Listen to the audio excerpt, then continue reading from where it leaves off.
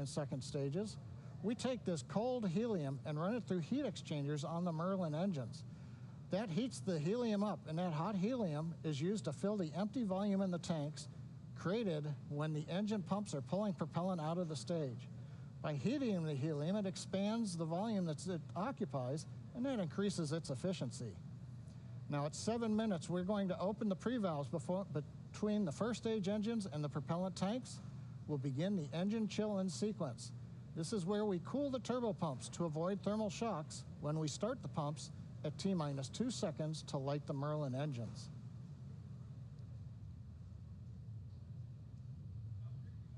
And we're inside Engine 7 chill minutes. has begun. And we've heard the call that engine chill has begun right on time. On the GPS spacecraft, the team has transitioned the GPS spacecraft to internal battery power. That finished at about T-minus 13.5 minutes.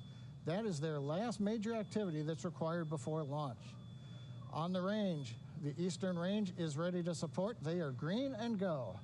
And the good news on the weather, while we've been dodging thick clouds that may have forced a launch scrub, for the moment, the weather officer believes that the cloud layers are thin enough and may just get past us that we aren't going to have an issue. We'll continue to listen, but 6 minutes and 19 seconds to go, we should be able to get there. Now, if we do have to call a hold on today's launch, we have a backup opportunity tomorrow. Liftoff would be a few minutes earlier at 9:39 p.m. Eastern Time. But right now, all systems continue to be go for a liftoff just past 43 minutes after the hour.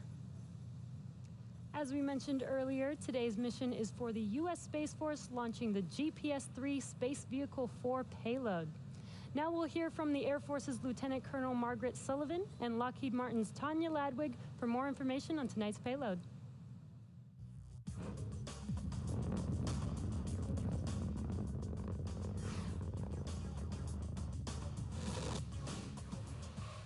We use GPS every day. Today, everyone has GPS technology in their pocket.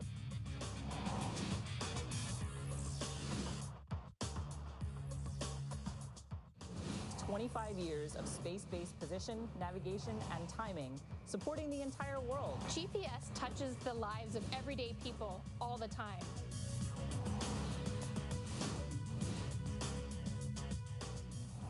It's changed the way we work, it's changed the way we play, with over 4 billion users worldwide.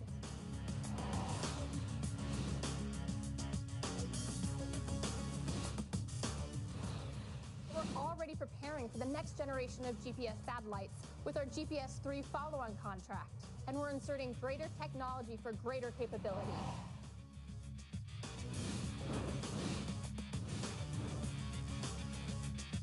The brand new United States Space Force owns this premier asset and provides this position, navigation, and timing service to everyone.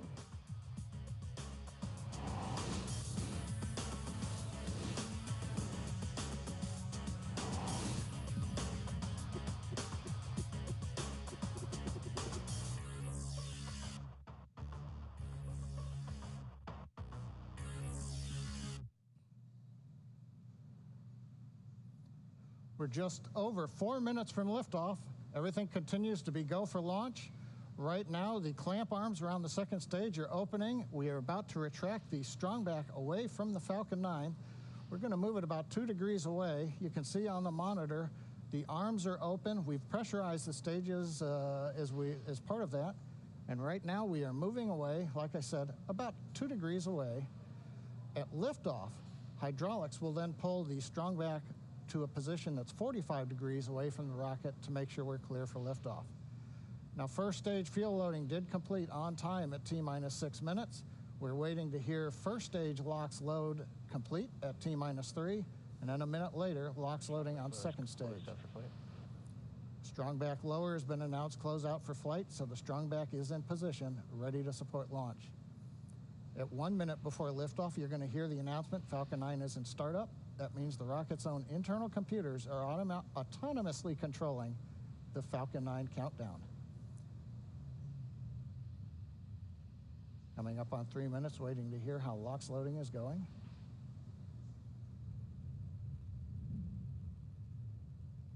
Stage 1, LOX load is closed out. And we've got closeout of the first stage LOX load. Now, on top of the Falcon 9, the GPS-3 space vehicle continues to be go. They have done their last activity, getting on internal power. They're waiting for liftoff now. Good news, Falcon 9 team, GPS team, we're working no issues on the rocket, and the weather continues to be green and good for launch. That call out you just heard, M1D engines are fully chilled in for flight. That means when we get spinning the turbo pumps at T-minus 2 seconds, the temperatures are cold enough so that we won't turn any of that liquid oxygen into gaseous oxygen, which would be bad to pull through the pumps. Now, as a reminder, as we come up on 2 minutes, if we don't launch today, we have a backup opportunity tomorrow. Liftoff time would be scheduled at 9:39 p.m. Eastern Time. Stage 2, LOX load closed out. We're inside 2 minutes, closing out liquid oxygen on the second stage. We're now going to begin draining the liquid oxygen down the strongback, away from the second stage, back down through the lines, making sure that everything is clear out of that strongback for liftoff. And that's what's going to be creating the white clouds that you can see around the rocket right now coming off of the strongback as we vent the gaseous oxygen that's very cold, and it meets the warm, humid Florida air, and you get the big white clouds of condensation. That's normal for us. Next major activity again at T-minus 1 minute will be in startup. First and second stages will also begin to pressurize for launch.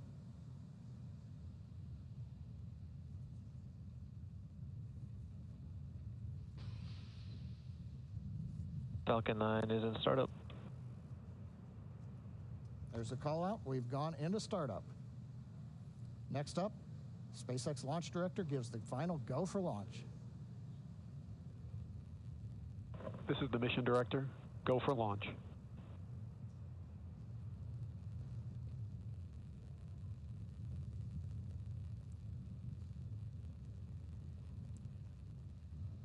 We're coming up at T-minus 30 seconds. Everything looking good. All systems are go for launch of Falcon 9 with the GPS-3 space vehicle number 4.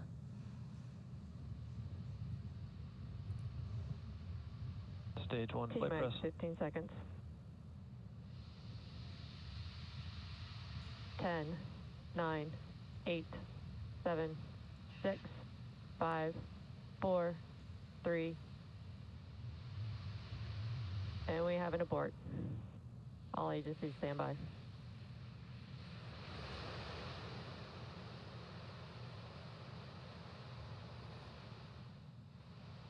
As you can see right now, it's T-minus 2 seconds. We did not get to T-minus 0. We heard the call out of an abort. They're currently safing the vehicle. We're going to be listening to hear if we can get some more information.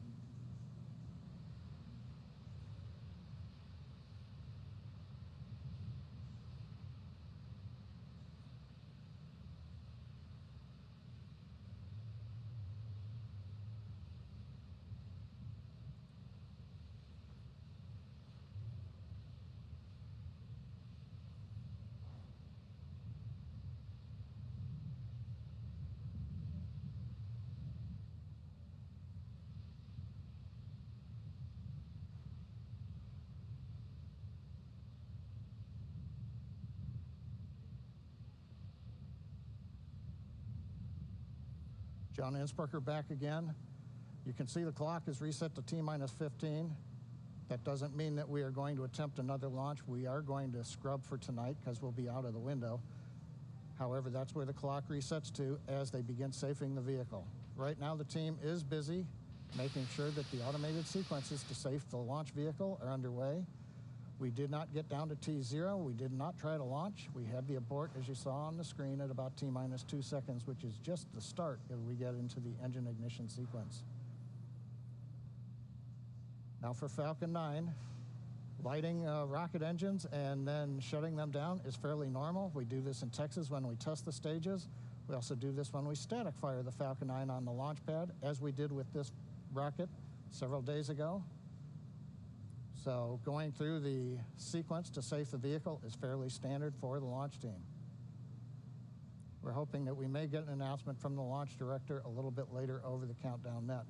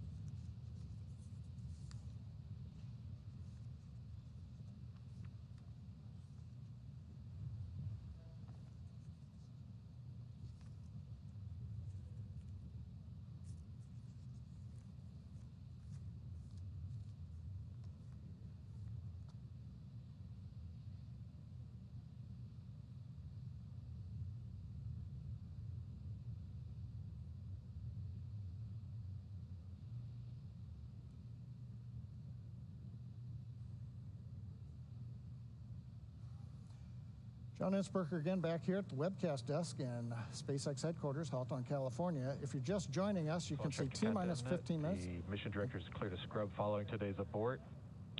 Stand by for discussion on recycle. We've just heard the SpaceX launch director on the countdown net announce what we talked about earlier. We have a scrub for the evening. If you are with us, we got down to about T-minus 2 seconds approximately. We haven't seen the actual shutdown time. We were just starting the engine ignition sequence when we had a hold. We then began safing. We did not get into lighting all 9 of the Merlin rocket engines. Right now we're waiting to hear if there's anybody else coming up on the countdown net, but it doesn't appear so.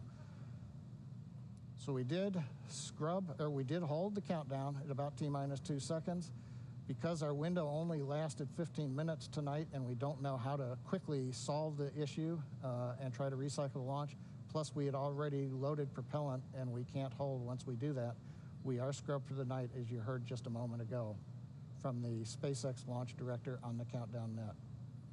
We're going to hold on for just a little bit more, see if we can bring you any other information.